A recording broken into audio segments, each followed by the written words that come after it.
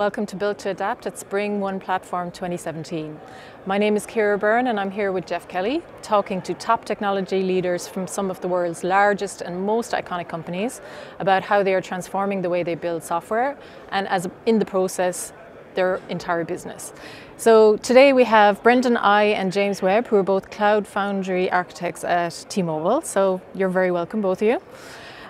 So tell us a little bit about both of your roles at T-Mobile. So I'm one of the principal Cloud Foundry platform architects at T-Mobile, and we're responsible for designing, implementing, and running the platform of PCF at T-Mobile.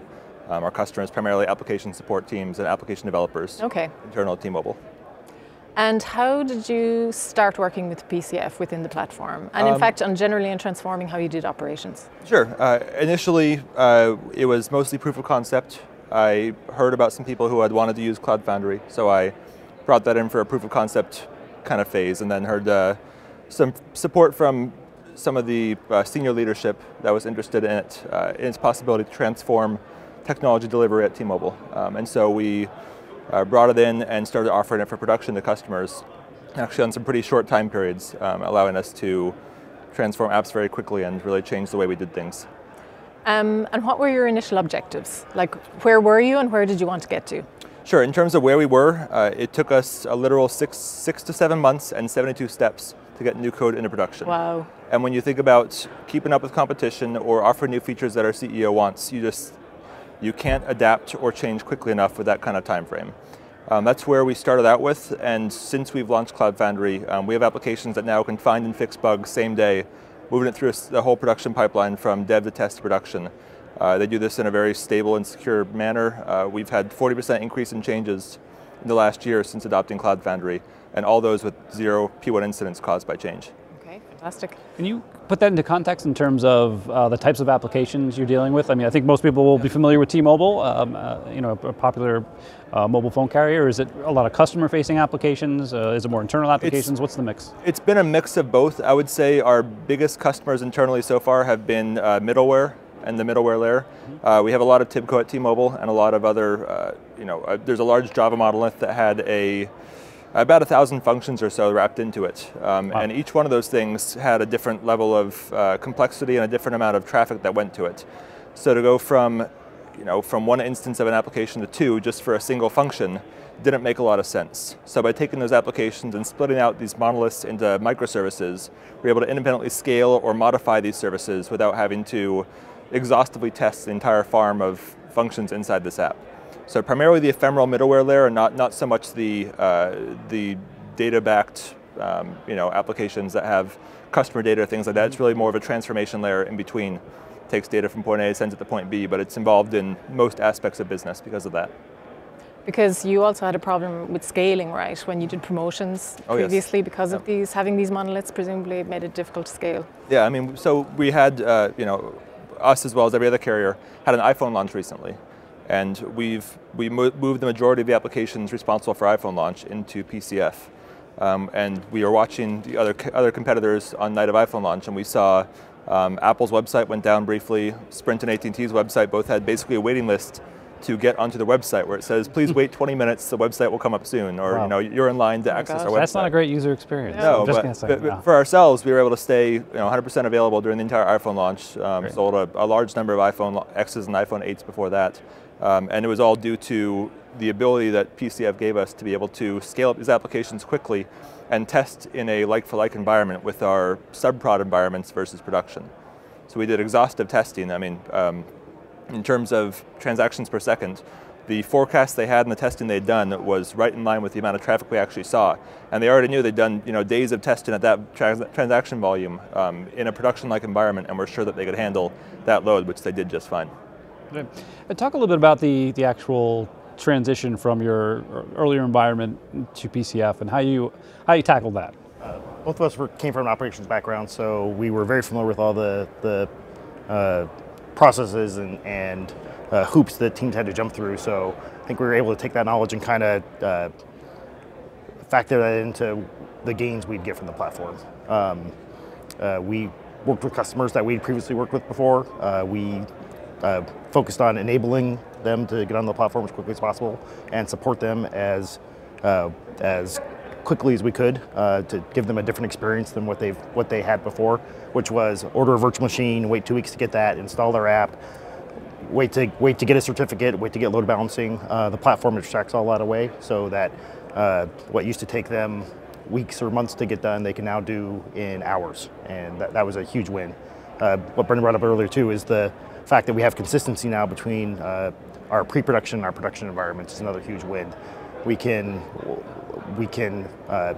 give them the full suite of the environments they need to go to production within a day, whereas before that used to take 4 to 6 months. So we both see that as a huge win, right? That's the value that it adds, and it's not just time to provision, but there's also all sorts of other soft costs in there that we reap as well, which in terms of patching, maintenance windows, the ability to the independent scaling.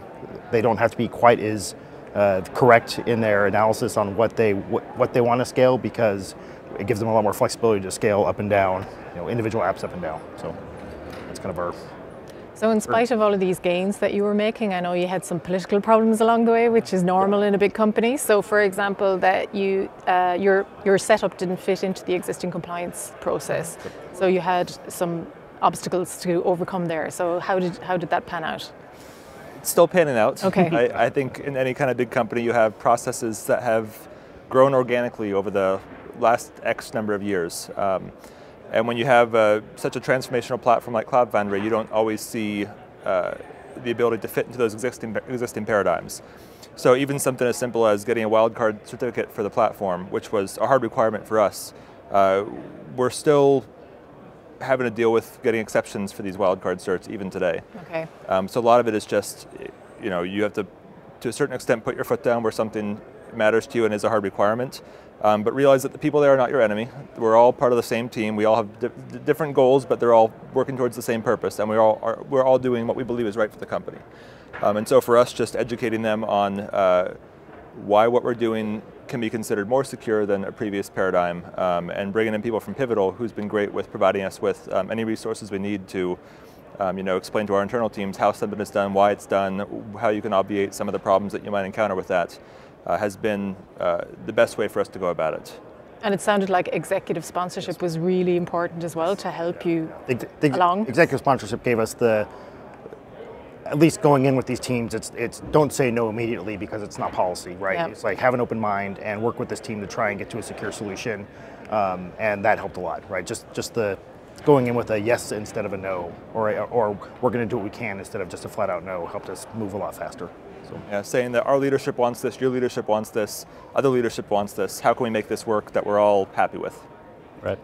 And there was something else about you didn't have control over all the resources that you needed to automate. Like you mentioned a Git repo that the config server needed that was controlled by dev team, for example. So did you have to go around kind of wresting control of these various things from other people?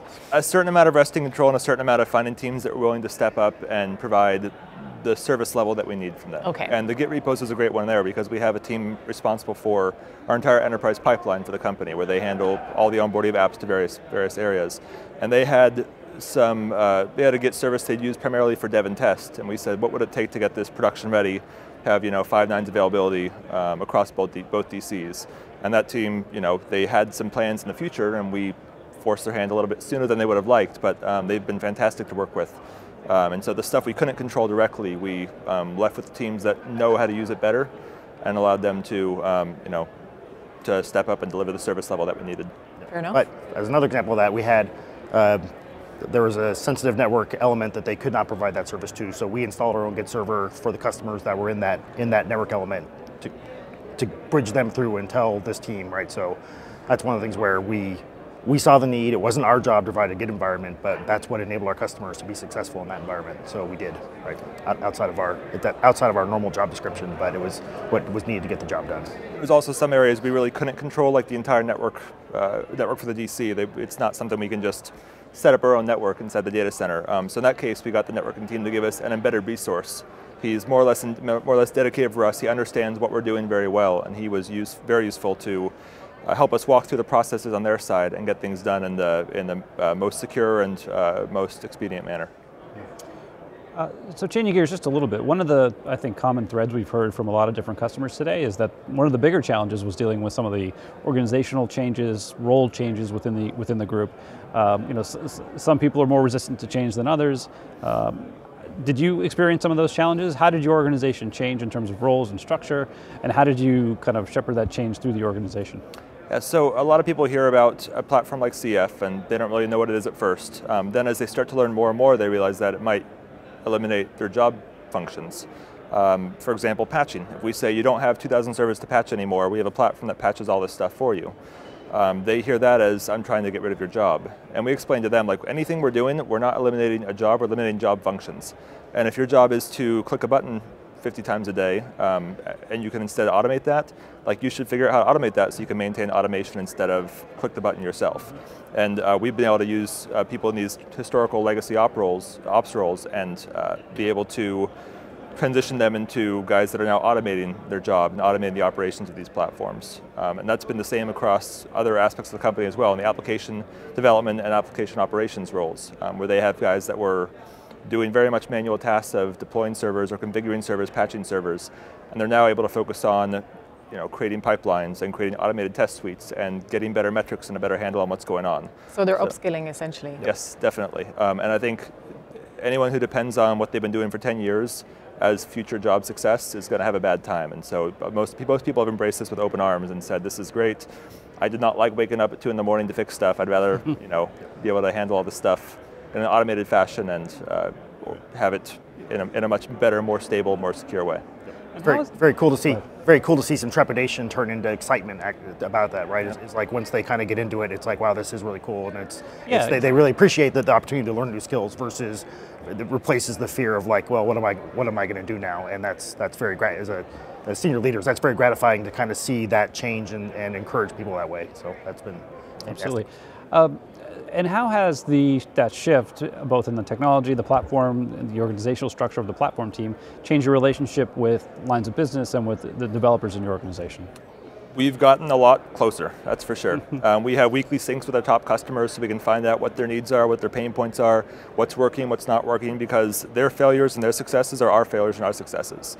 And we're only as good as they are. They're our customer, and so if they don't have anything to run on our platform, we don't have much of a reason to exist. So we make sure that we maintain that very close line of communication. We've gotten to know all sorts of developers and operations guys we don't know previously. We've had a few come over to our team as well, who are even better able to support the needs of these teams that are changing, because they understand it from their perspective much better than we do. So I would say in general we've become a much larger but more involved operations and application development role. Yeah, and we've had some conversations today about this idea of treating the platform as a product itself, which helps you better serve those customers because you're getting feedback from them. You're treating it just like any other software product, really. Is that an approach that you're trying to take? Yes, it definitely is. Yeah, we recognized pretty early on that the same agile methodology that works well for software, we have to adopt for the platform as well. As we roll out new features, as we have new things planned, we need to get those out quickly and early and get feedback from our customers on whether or not that is something that they want, and then keep on iterating on those successes and failures to provide a better platform long term.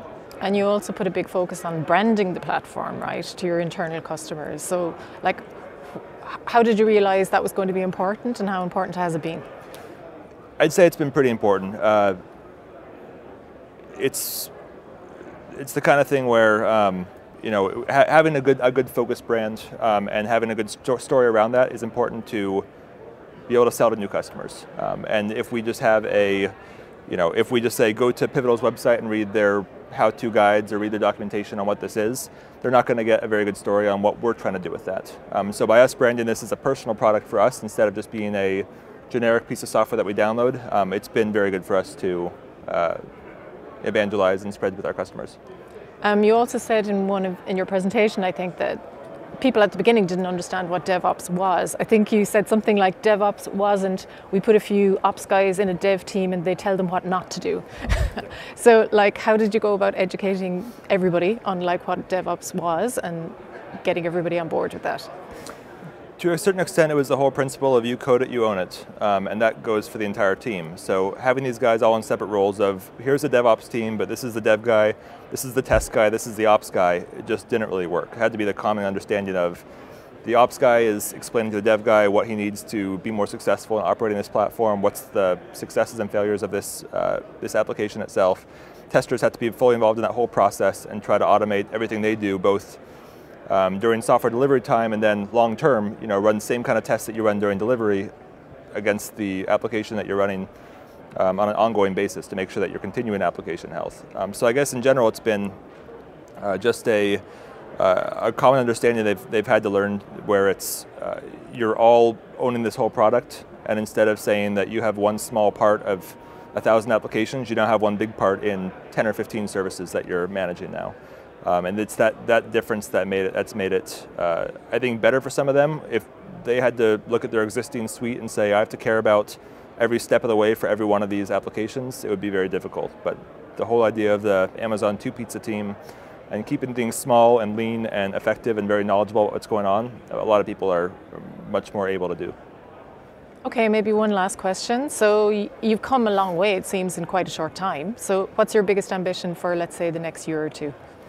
One of our concerns is that we're going to have this initial boom where we've expanded rapidly, and then we're going to have the typical hype cycle where we drop down and don't have that same kind of growth. We obviously picked the low-hanging fruit to begin with.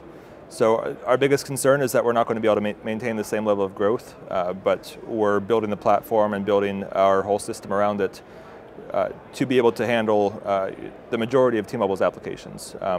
We're currently, it's difficult for customers right now to distribute traffic across both data centers that we have. We're trying to make that as easy as possible and make it really the expectation that everything in IT is going to fail. Build your application such that it doesn't matter what fails, it'll still keep on running. And so that's the way the platform itself is built, and that's why we're trying to teach our customers to build their applications as well. And us as a platform team have to provide capabilities that will allow them to do that. So it really is all around there, around the multi-site strategy and around a multi-cloud approach as well, AWS, GCP, Azure, and having multiple sites in which they can run their application for the maximum availability. And then the PCF 2.0 stuff, right? So we want to offer the container service as well as the function as a service, right? And start taking on the apps that have the data requirements that our first set of apps did not require, right? So how do we provide that service? How do we make sure that our customers are successful, right? That they're putting data that the company needs, that they can trust our platform to run that data versus the traditional legacy infrastructure. So. All right, so Brendan and James, thank you very much, and thanks to everyone for watching. Thank you.